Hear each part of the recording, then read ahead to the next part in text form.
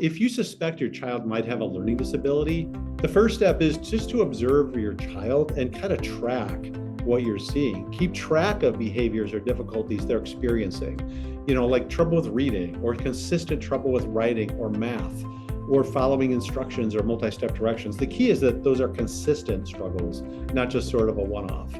And look for any patterns that maybe arise or certain circumstances where those difficulties pop up. Obviously, you want to talk to your child's teacher. Share what you're seeing at home or while you're doing homework with your child's teacher.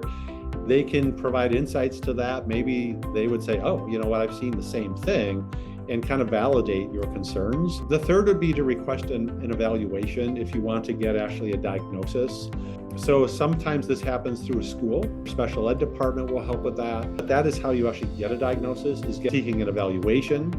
And if you have any questions about that or are looking for places to be referred to, let us know, because for some places there's just huge, really long wait lists.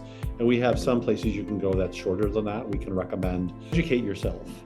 And that will just help you really understand your child, maybe why they're acting the way they are. One of the hardest things, depending on what the learning disability is or the issue is, sometimes it's hard to discern if it's a behavioral issue or if it's an inability.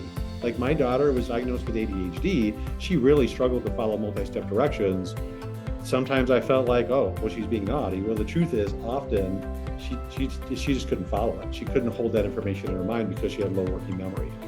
And then lastly, explore resources and support, right? So your school will have resources. The main resources would be tutoring, coaching, or cognitive skills training. There's benefits to each one. Tutoring might provide content gaps that your child might have. Coaching can provide ways to work around a diagnosis. What we do at LearningRx and cognitive skills training is identify how the diagnosis is showing up, like what the root cause of it is, and then providing one-on-one training to strengthen those skills. So there are a lot of options, and the key is just to approach it in a systemized way so you can work through it and figure out if in fact your child has a learning disability. And more importantly, what do you do about it?